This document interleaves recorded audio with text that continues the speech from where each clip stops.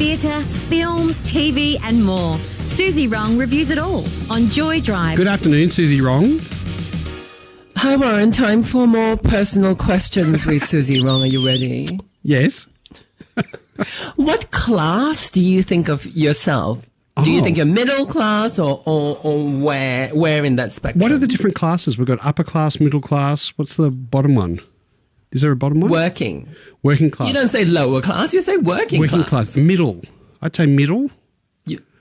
I don't know. Follow-up question. Do you think you'd be able to, or... Pardon?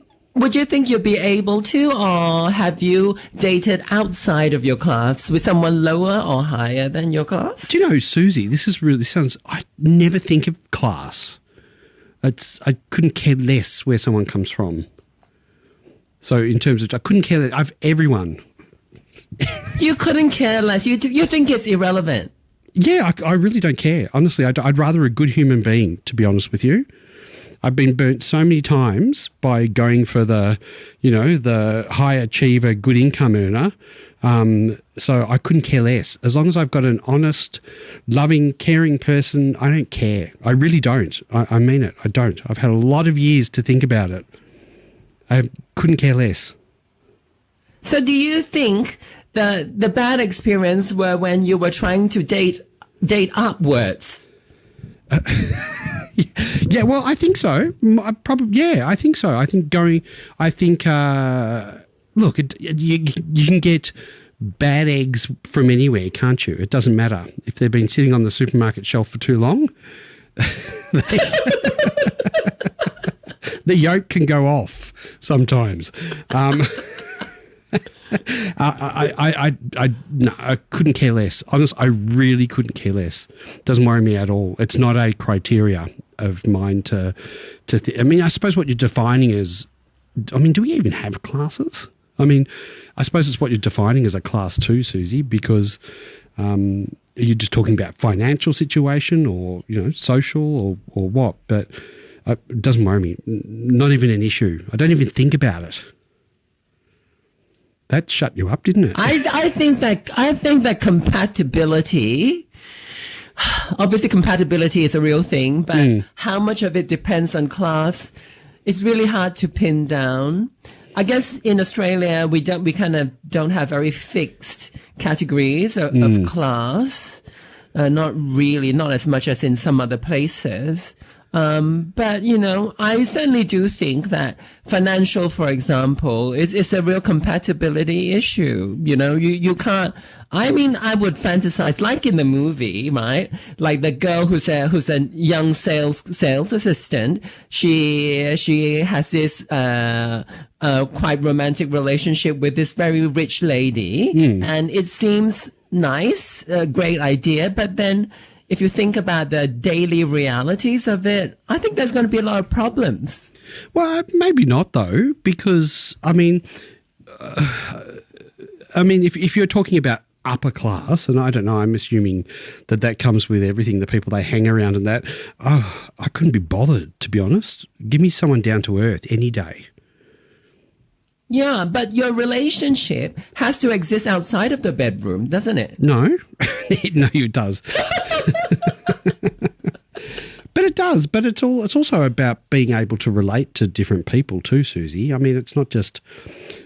Yeah, I don't know. I just don't have a concept of class. I don't think I really don't think I do. I don't assess where someone's from and what their background is. I really don't care about it. I don't at all. I find it, and I don't know. We don't really have class here, though, do we? Or am I living with my head in the sand? I think a little bit. I think financial status, I think it's a real thing. It's really hard. Like if you're making a really kind of modest or average sort of income, and then you're dating someone who has very low or very high, it becomes a really inconvenient situation. Like, if the person is used to eating well and eating, in very fancy places all the time, how are you going to keep up? Are you going to put yourself in a position to allow them to pay for everything and make you feel really small? Someone just texted in saying it's a power imbalance, and that's true. It is a power imbalance, but not everyone who has a good income eats at fancy restaurants, and participates in that. I mean, you might. I wish. But let's get to this week's show. Another message here saying, for example, one can afford 5-star luxury holidays and the other is more backpacker budget. What happens? Yes, we have class. It's easy not to be aware when you're middle class. There you go. Yeah, I think so too. But anyway. Tell us about the movie. It is called Two People Exchanging Saliva. It was just two, wasn't it? That's right. The location is French, but the time feels indeterminate, like we are simultaneously in the past and future. At a very fancy department store, sales assistant Malaise, on her first day of work, meets top spending customer Angine, and they get very close very quickly.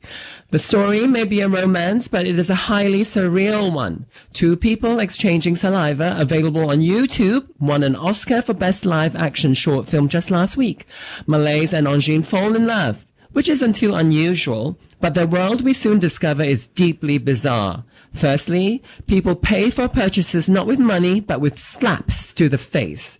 Secondly, workers are checked for the smell of their breath because kissing is punishable by death, and brushing your teeth is a telltale sign that something very untoward is going on. On the surface, this all seems incredibly strange, but upon deeper reflection, maybe two people exchanging saliva is only an exaggeration of our reality. Maybe wealth is simply a matter of how much a person can tolerate suffering and cruelty, and maybe getting killed for expressions of sexuality is not that strange an idea for certain people in certain parts of the world. In this age of rising fascism internationally, watching grown adults being surveilled and brutally punished for simply acting out natural impulses is indeed a disturbingly resonant experience. The film is very stylish, shot gorgeously in black and white, but with a macabre sense of humor that only makes the story even more unsettling. Two People Exchanging Saliva may only be half an hour long, but there is a lot to love. It is one of the most intriguing films you'll ever see, yet it is made in a way that our minds are able to make sense of so much of it, or at least easily bring our own interpretation to the strange and scary tale that it tells.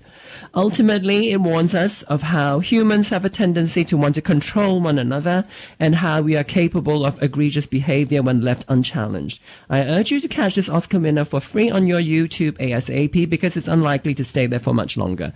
Warren, how did you respond to the film? Look, I found it, I enjoyed watching it. I liked the fact that it was quite quick, to be honest with you. I like short films. I enjoy watching them. So, look, it's good. I found it a bit weird, to be honest. The whole thought that in Paris, you couldn't kiss anyone or you were killed, and then, we won't talk about the way that they were killed, but it was just, I found it a bit strange. But I can see the link that you're making to sort of where the world seems to be heading at the moment. But I wanted to focus on kissing itself, Suzy, because when you date someone, how important is kissing? Yeah, for most people it is. Yes, it is. I think it forces you into intimacy and it allows you to look into the person in a much deeper way, much deeper than any conversation can get you into. Apparently, when we're doing it, our brains are doing all sorts of chemical analysis. I didn't realize that. Chemical analysis? Yeah. Like, are you trying to kind of make your mind up about someone? Determine if they're a compatible person in terms of a partner. What do you think of that? I don't think it's necessary. I don't think it's necessarily accurate because I've had bad kisses with people with people that I have great relationships with. I think some people are not very good kissers. And sometimes it's hard to understand why. Would you date because a bad kisser? Because it feels like it's such an instinctual person. Look, I have I have intimate buddies who are not the best kissers, but they're good at other things, and that's fine. But do you reckon you can teach someone to kiss, Suzy? I don't believe so. I don't know. And also, I think isn't it too sensitive a subject to broach? Like to tell someone that they kiss badly. I don't know. That's really hard. But you can sort of, you can, I suppose, during the act, you can guide them. All right, I'll try. Another message came in saying, my last partner owned 5 properties and I had none.